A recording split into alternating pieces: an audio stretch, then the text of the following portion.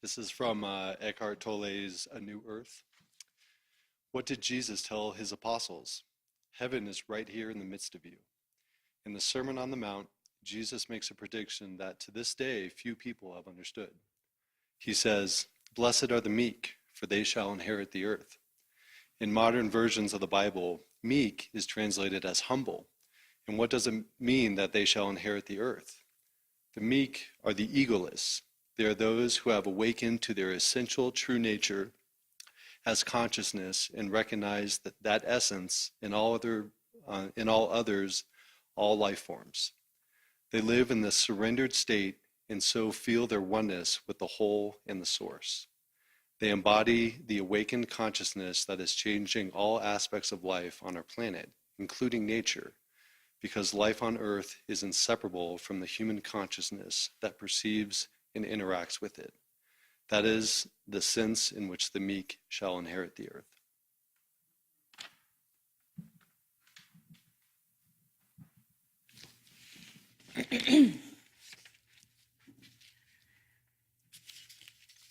Some of the most profound experiences I've had in the past few years have been listening to the personal stories people have told me about their lives.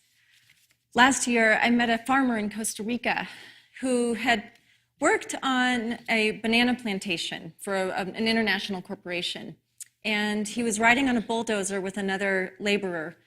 And they were taking trees down and soil, destroying the rainforest, trying to create land for the bananas, when he saw a baby monkey hold its hands up like this. And they couldn't stop the machine, it kept going. And after that day, he quit that job because he couldn't work for that. He couldn't buy into that anymore. And so obviously he didn't have a lot of opportunities. He was a laborer in Central America. But what he did was he saved every penny he could get his hands on. And he developed a small organic farm on a very hilly and wet and rainforesty area. And he's committed the last few years of his life, because he was contaminated by pesticides, he's devoted those last 5 years of his life to educating people worldwide on how to live in concert with the earth and how to farm organically. And so his story is so moving, and he brings people onto he's building a rooming house so people can come and stay and learn how to make soil and work with the land right there. Last year, I also met a woman outside of El Paso, Texas, who lives by herself in a trailer that has very few services. She has no running water. She doesn't have air conditioning. And she was separated from her husband about over 24 years ago. And due to immigration law, they've been unable to reunite. But he calls her every night and sings to her on the phone. And then a good friend of mine, she grew up in the Deep South in a fairly religious environment, and it was quite repressive. And she used her intellect and her strong-arming to get herself into the military to escape. And then she put herself through law school. And she's been able to use her intellect to become this really strong mother and spouse. But a few years ago, she got a traumatic brain injury. And she's been angry, and she's been so spiteful because she hasn't been able to be the mother. She wanted to be a nurturing mother who made everything from scratch, and everything was about art and being outside. But instead, she was angry and volatile. And she couldn't understand why her brain couldn't get her back into being the mother she wanted to be. And so what she's slowly done is realize that she has to feel her way back into being a mother and a spouse, that her mind isn't going to get her there. And then I've heard countless stories, dozens of stories from teenagers across the country who've shared their own stories of loss, disappointment, grieving from a loss of a parent or a divorce or a learning disability or some other setback. And so every time I hear a story like this, my heart opens and I typically cry.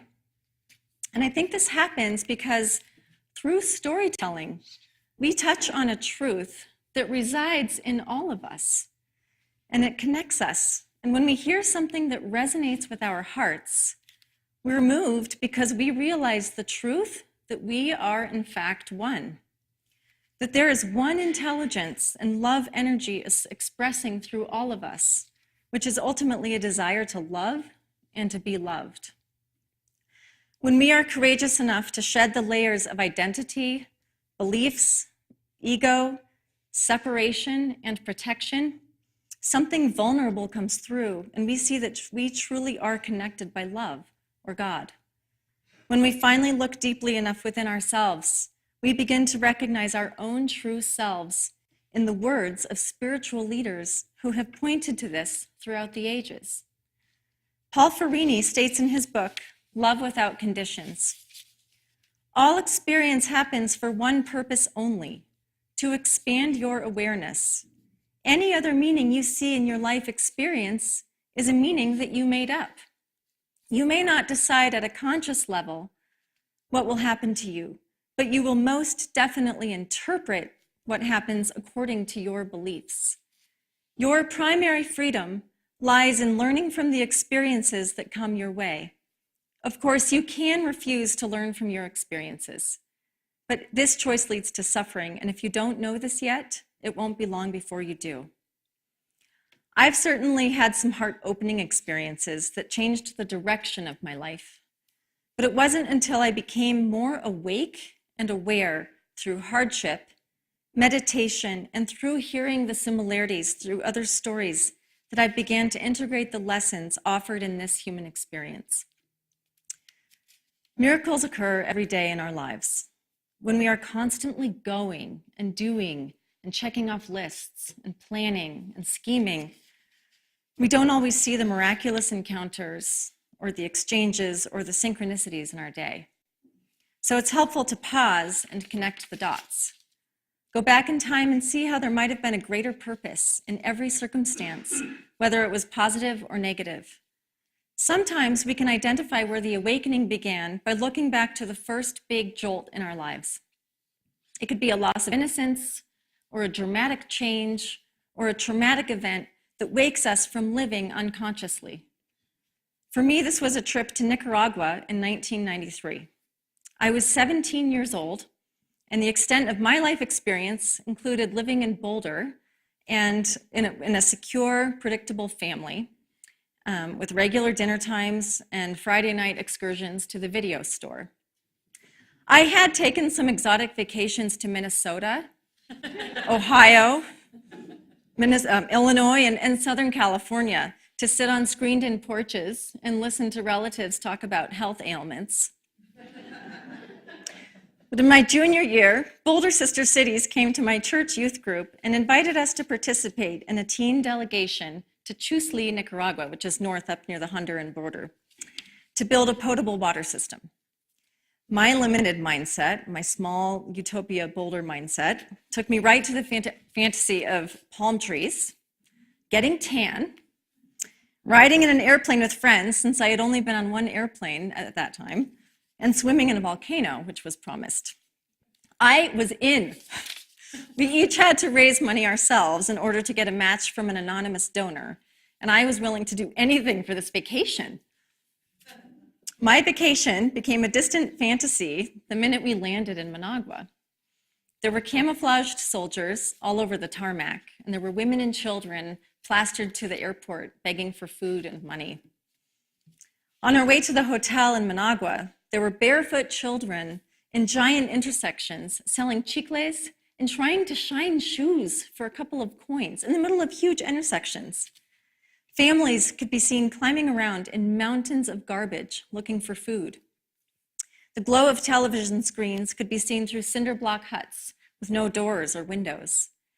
The smell of burning trash engulfed us, and from this moment on, my body just sort of adapted and went into autopilot to the experience of hearing roosters, running down unmarked streets, sleeping on plastic-coated mattresses, and being swept up into the crowds of Managua, which at that time they were celebrating the revolution of the Sandinistas, or the Sandinista revolution.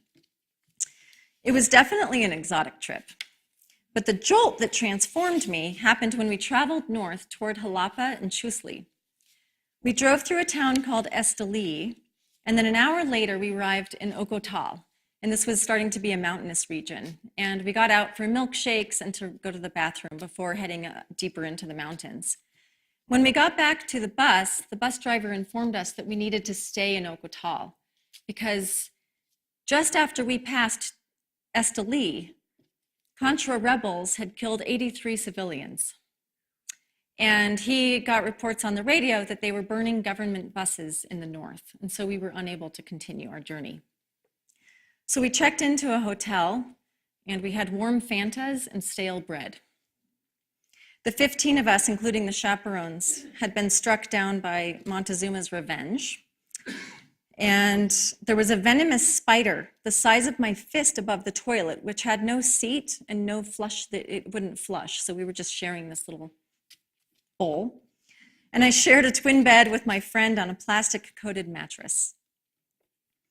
After the first night, we woke to the sound of machine gun fire and grenades. The cobblestone streets were torn apart to create barricades alongside sandbags.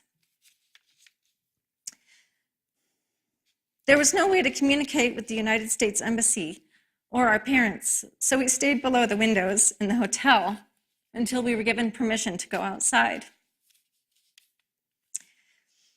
Excuse me. We stayed in Ocotal for 3 days. But all services had been shut off, including phone lines and water. When things calmed down, we'd visit the Catholic Church down the way. It was in that church that I realized that all I wanted ever again was to see my family one more time. After the third day, we could call home, and I remember choking on tears and not being able to talk. Obviously, we were okay. And we did resume the trip, actually. We went up to Chusli and we dug trenches in the jungle with Contra rebels keeping watch over the village. But it shook me to the core and fundamentally changed me forever, cracking the door slightly to my spiritual path. I was sitting on the dirt floor of my homestay family, eating ice cream and singing with about 20 people from the village, crammed into the tiny living room, when I realized that happiness isn't something that's ever bought. It comes from the simplest things, like being with people you can't even communicate with except through eye contact and laughter. Upon return, I completely lost interest in material possessions and fitting in. I couldn't relate to my peer group anymore. I retreated and spent more time with my parents. I began to love learning for the first time. I really hated school up until this point. This was a turning point and invitation into becoming conscious and compassionate. This new perspective pushed me into the social sciences and teaching. Although my value system changed and I was drawn to making a difference in the world, I wasn't necessarily on a committed spiritual path yet. The doing required to complete school and get jobs kept my mind on the external world, which continued the process of being a victim of conditions and circumstances, leading to reactive behavior on the ongoing roller coaster of my life. I did ride on an amazing roller coaster after college. I accumulated knowledge and beliefs that shaped me as a specific type of person, which did lead me to expansive and rich opportunities and experiences. I became an accumulation of these experiences, and my identity was based on my lifestyle, my political beliefs, my choices, my job, my car, my dog, and my travels, and anything else that could set me apart as unique and separate from others. My husband and I got married, and we built our life based on our uniqueness. By aligning ourselves with our identity, we inadvertently became separate from others. We are this, they are that. We do this and they do that. We make these choices, they make those choices. And this worked out for us for a long time, as long as things went our way. And then bit by bit, everything we built and identified with was stripped away. It seems that as long as life is working out for us, and as long as we feel like we're in control, we can go about our lives without any need to gain any deeper wisdom. It's when we feel betrayed by conditions and circumstances that we seek a more meaningful way to exist. But in order to grow emotionally and spiritually, it is necessary not only to experience loss, grief, desperation, and despair, but to also examine our own role and our own consciousness. We all experience loss and despair, and for some of us, it can be devastating. It's the willingness to feel through it that opens the door to learning and living an authentic and spiritual life. Arkan Lashwala, a teacher and leader in Peruvian and Lakota traditions, says in his book, The Time of the Black Jaguar, according to what I have seen, real change happens in 3 different ways. The first way is a gift from Spirit, an enormous blessing that comes to us unexpectedly, like an event that awakens our mind. The second way is the way of the black jaguar, which comes and says, "It is enough," and destroys the prisons where we feel safe and comfortable so we may wake up. The third way is what in the Andes they call mune, the will of the heart. So to me, this means that as we mature into adults, we have experiences that expand our minds, preparing us for our journey into adulthood.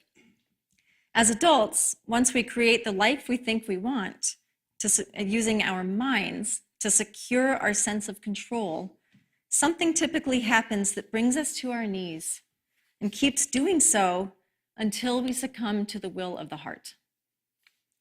My experience in Nicaragua was a gift from Spirit that served as a first awakening. But it was when my safety and security was threatened as a mother that I was called to anchor into something bigger that has brought insight and wisdom into my life. My safe and comfortable prison was challenged during my first pregnancy. Surrender began our 20-week ultrasound when a problem was detected in my son's kidneys. This led to an emergency cesarean section, which interfered with our attachment to a Bradley birth, which was a special birthing method that we were taking classes for because we were still unique. This was just the beginning. There was fear, grief, and despair associated with my pregnancy and my son's birth and a surgery when he was 7 weeks old. But otherwise, our life was working out. We owned a condo in Basalt and had free housing in Snowmass Village. I could resign from teaching and stay home with my baby. From the outside, this was amazing. There were still identities we could attach to in this situation, except on the inside, we were miserable. I was lonely. My community vanished when I resigned from my job. My husband hated his job and felt exploited. There was no family around, just feet upon feet of snow and isolation. We sought joy outside of ourselves. It was like this year, but in Snowmass Village and employee housing. We sought joy outside of ourselves through the approval of others, always seeking the approval from other family members and friends, excessive exercise, passive entertainment. In fact, I used to get upset if my son interfered with Law and Order at 9 o'clock on FX. And alcohol. Then one weekend in the dark and snowy days of February, our free housing was flooded with sewage. And that marked the beginning of a collapse. We left the Roaring Fork Valley and found ourselves living hand to mouth under desperate circumstances. Every aspect of our ego was stripped away, leaving only fragile and vulnerable nerve endings, susceptible to pain in nearly everything and everyone we encountered. But again, in connecting the dots, I can now recognize the blessings in losing everything we worked so hard for. As Catherine Ponder states in her book, The Prosperity Secrets of the Ages, where she examines the flood allegory, flood experiences come to you in the guise of confusion, loss, disappointment, ill health, hard financial conditions, inharmony, even betrayal in human relationships. However, a flood of such circumstances is not an unfortunate experience at all.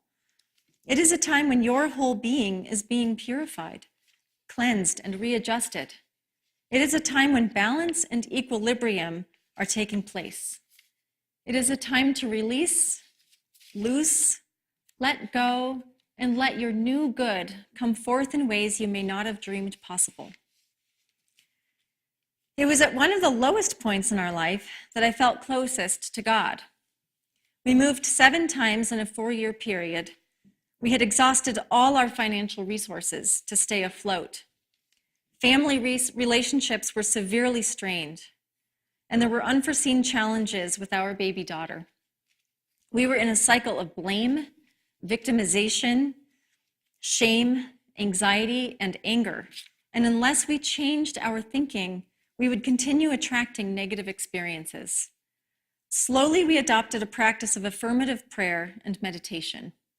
I began a daily gratitude journal and began to recognize miracles, such as how a car accident led to meeting a chiropractor who diagnosed a chronic food allergy, or how getting my car stuck in a snowy driveway in Lyons led us to meeting our neighbor who helped me, and she ended up being our realtor who helped us purchase a home again. We built a community of friends from the most vulnerable and authentic parts of ourselves because we had nothing else except that. And that allowed us to grow deep roots and be anchored in a supportive, unconditionally loving community. The simplicity of our life during that time allowed us to spend more time in nature. Sometimes my babies would sleep on my back in the woods, and all I had was the sound of wind in the ponderosas and my thoughts, which were often disturbing. And this was when I began to know my inner wisdom. Something was shifting within me, which Rumi touches on in this quote. Grief can be the garden of compassion. If you keep your heart open through everything, your pain can become your greatest ally in your life's search for love and wisdom. Some of our darkest moments occurred in the beginning of the recession. As we struggled, our hearts opened to the experiences people were having around the country. The flood took several shapes and forms for different people. For us, it was financial ruin, leaving the life we once loved, and feeling judged, shamed, and misunderstood. For some close friends, it was divorce. We were all experiencing loss at that time. But as our comfortable prisons were destroyed, love and compassion emerged. As I integrated more and more of the spiritual teachings we were learning, my thoughts and actions shifted my beliefs about our life, thereby inviting greater blessings. I began to understand how my suffering was caused by my own thoughts and beliefs. Little by little, I met life with love. I started yielding to other drivers in traffic. I beamed at all strangers. I went out of my way to smile at strangers. I ignored my pride in order to love those who withheld love, and tithed generously when we couldn't spare a dime. As my approach to life changed, prosperity came in ways I never expected. New career opportunities, healed relationships, and especially insights that surpassed my experience and education. It didn't mean we stopped encountering black jaguars. There have been plenty, and there are numerous situations every day that attempt to take my peace. And sometimes, well, often, they succeed. Challenges will always spiral in and out of our lives. But when we pause and listen for divine guidance from within, when we engage in counsel with those around us, and when we spend time in nature, we become more insightful and resilient, and can therefore maintain our peace when life spins around us.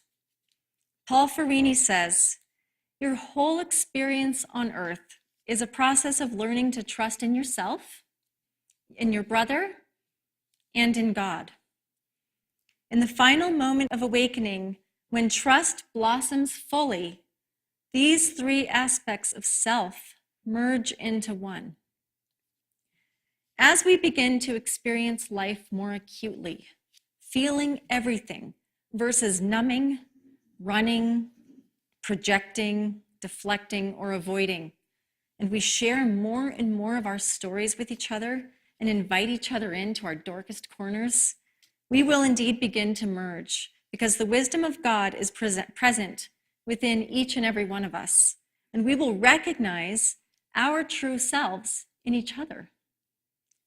And when we truly believe that we are one with God and one with each other, regardless of who we are on the outside or where we've come from or the lifestyle that we're living, we will no longer be able to tolerate injustice, inequality, abuse, neglect, poverty, waste, or hate. And once we see that we are expressions of God's love, we'll finally truly forgive and heal ourselves, which will in turn heal all life on this planet.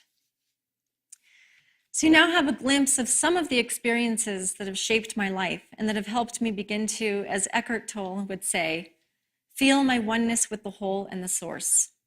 And of course, there's much more shaping to be done in order to live in a purely humbled and surrendered state. But perhaps you can think about all the experiences, both wonderful and tragic, that have shaped your life. Can you connect the dots and recognize the miracles that led to who you are today? What events have humbled you and brought you closer to the divine consciousness that dwells deep inside that shape?